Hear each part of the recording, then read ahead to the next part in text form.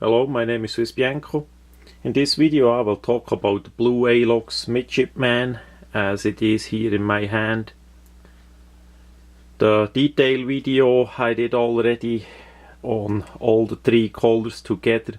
So in this video it's more about the blue Alox with the red shield of this limited edition.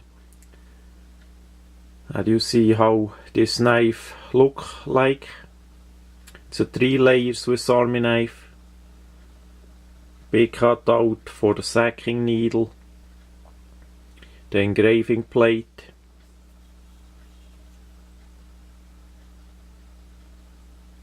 It's a 93mm handle length. Size of the well-known soldier and farmer Swiss Army knives.